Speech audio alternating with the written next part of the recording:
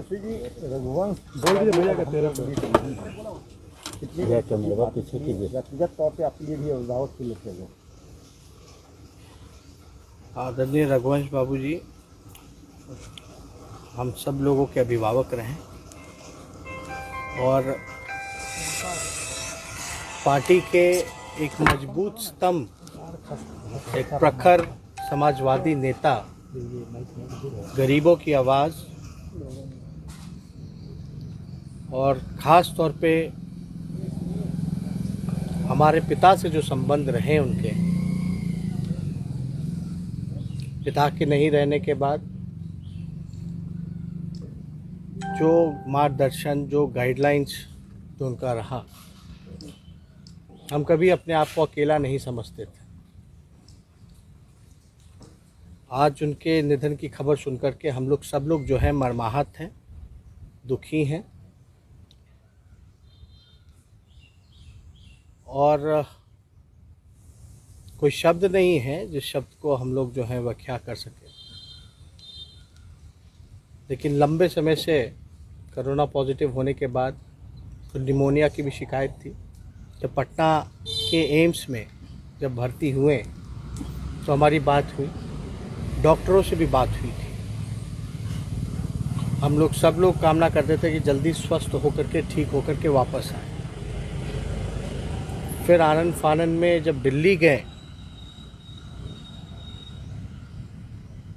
हमारी जब बात हुई, जब वो दिल्ली जिस दिन एम्स में एडमिट हुए उस दिन भी हमारी फ़ोन पे उनसे चर्चा हुई, बात हुई। पूरी बॉडी चेकअप कराने के लिए वो दिल्ली गए थे, टेस्ट रिपोर्ट आना था। और कुछ चंद दिन पहले जो है हम दिल्ली उनसे ख़ास तौर पे मिलने गए थे, दिल्ली के एम्स में, और हमारी मुलाकात भी हुई थी। लगभग 1.5-2 घंटा हमारी उनसे मुलाकात हुई। हर एक बिंदुओं पे उनसे चर्चा की गई और हमने उनसे यही कहा कि आप जल्द स्वस्थ होकर के आप जल्दी वापस आइए। उन्होंने यही कहा कि हम जल्द स्वस्थ होकर के हम आएंगे और बिल्कुल अकेला करके चले गए हम लोगों को। हम लोगों को ये उम्मीद ही नहीं थी कि इतनी जल्दी ये खबर आएगी। लेकिन हालांकि हमारी जो डॉक्टरों से जो बातचीत लगातार चलती रही उनसे, तो हमको जो डॉक्टरों ने वहाँ के बताया कि उनको लंग्स कैंसर की समस्या रही, ये बात पता थी। लेकिन जो है पब्लिक पे ये मैसेज ना जाए कि इनको लंग कैंसर है, क्योंकि इलाज जो है वो चल रहा था, इसलिए हम लोगों ने इसकी चर्चा कहीं नहीं की। और हमारा कर्तव्य बनता था, फ़र्ज़ बनता था कि उनसे मिले, क्योंकि ऊर्जा का केंद्र रहे वो। और कभी भी मतलब हमारा भी जो रिश्ता रहा, सामाजिक राजनीतिक चर्चाएं तो चलती ही रह करती थी, लेकिन एक पारिवारिक संबंध हम लोगों के बीच लगातार कायम रहा। इस मुश्किल घड़ी में जब हमारे पिता हमारे साथ शारीरिक रूप से नहीं रहे, रांची रिम्स में रहे, तो हमेशा ऊर्जा देने का काम, मनोबल को बढ़ाने का काम उन्होंने किया। मुझे याद है कि जब सरकार जब बदली, जब नीतीश कुमार जी ने इस्तीफ़ा देने का काम किया था, इस्तीफ़ा देने के बाद बीच में आप सब लोगों को पता है कि सीबीआई, ईडी, इनकम टैक्स का रेड जो पड़ा था, तो सबसे पहले आदरणीय रघुवंश बाबू ने आकर के हौसला बढ़ाया था। उस समय भी आदरणीय लालू जी रांची के कोर्ट के ट्रायल में वहाँ थे, तो कभी भी ऐसा नहीं लगा कि हम लोगों को अकेले हैं उनके रहते हुए। और हम लोग जब चर्चा चल रही थी एम्स में, तो ऐसा लग नहीं रहा था कि ये स्थिति आएगी, ये नौबत आएगी।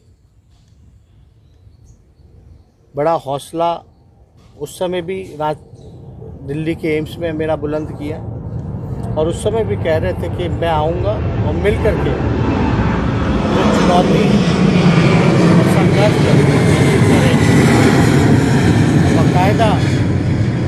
आशीर्वाद जो है उस समय हमको देने का काम किया था, और हम लोगों को भी लगता था कि रघुवंश जी जल्द ही अपनी बीमारियों से रिकवर कर करके अपनों के बीच आएंगे। आप लोग सब लोग जानते हैं कि उनका राजनीतिक अनुभव जो रहा है बड़ा लंबा रहा है। प्रखर एक समाजवादी नेता के रूप में रहा है, और हमेशा ज़मीनी स्तर पे वो रह करके काम करते थे, लोगों से जुड़े हुए थे, गरीबों से, किसानों से, मजदूरों से। एक संघर्ष करने की जो ऊर्जा उनमें रही है वो हम लोग कभी भी इनकार नहीं कर सकते। उनसे काफ़ी कुछ हमको सीखने को मिला, इसलिए बड़ी दुख की बात है।